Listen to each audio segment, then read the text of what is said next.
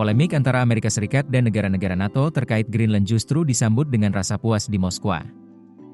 Lingkaran dekat Presiden Rusia Vladimir Putin memandang ancaman Presiden AS Donald Trump untuk menjatuhkan tarif kepada sekutu NATO sebagai sinyal melemahnya aliansi transatlantik.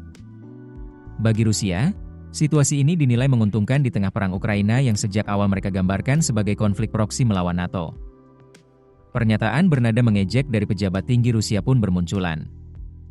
Salah satu suara paling vokal datang dari Kirill Dmitriev, figur penting Rusia yang terlibat dalam berbagai jalur komunikasi dengan Washington terkait perang di Ukraina. Lewat akun X, seperti dikutip Newsweek pada Senin, 19 Januari 2026, Dmitriev menulis singkat namun tajam, aliansi transatlantik telah berakhir. Bagi Kremlin, gesekan antara AS dan sekutu-sekutunya ini memiliki arti strategis. Rusia selama ini membingkai invasinya ke Ukraina sebagai perang proksi melawan NATO. Karena itu, meningkatnya ketegangan akibat ambisi Trump untuk menguasai Greenland dipandang berpotensi melemahkan aliansi Barat pada fase penting konflik. Ketegangan semakin terasa setelah pekan lalu pasukan dari Prancis, Jerman, dan sejumlah negara Eropa lainnya tiba di Greenland untuk menggelar latihan militer. Kehadiran pasukan ini berlangsung di tengah retorika Trump yang kian keras soal keinginannya mengambil alih pulau otonom yang berada di bawah kerajaan Denmark tersebut.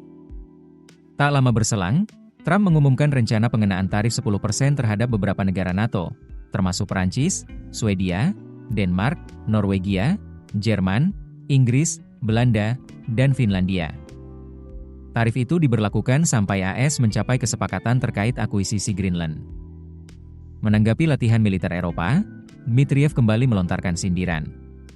Ia menyebut langkah tersebut sebagai bagian dari permainan berbahaya dengan mengirim militer ke Greenland, seraya menambahkan, Eropa seharusnya tidak memprovokasi di mereka.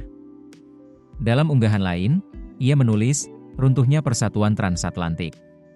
Akhirnya sesuatu yang benar-benar layak dibahas di Davos. Sindiran tak kalah pedas juga datang dari Wakil Ketua Dewan Keamanan Rusia sekaligus mantan Presiden Rusia, Dmitry Medvedev. Melalui media sosial, Medvedev menilai AS kini sedang bersiap menyerang Greenland. Ia bahkan memelintir slogan kampanye Trump dengan nada sarkastik, Make America Great Again, Make Denmark Small Again, Make Europe Poor Again. Apakah ide ini akhirnya meresap? Wahai orang-orang bodoh? Keputusan bisnis terbaik datang dari data, bukan tebakan. Mudah berlangganan Business Insight dengan subscribe with Google.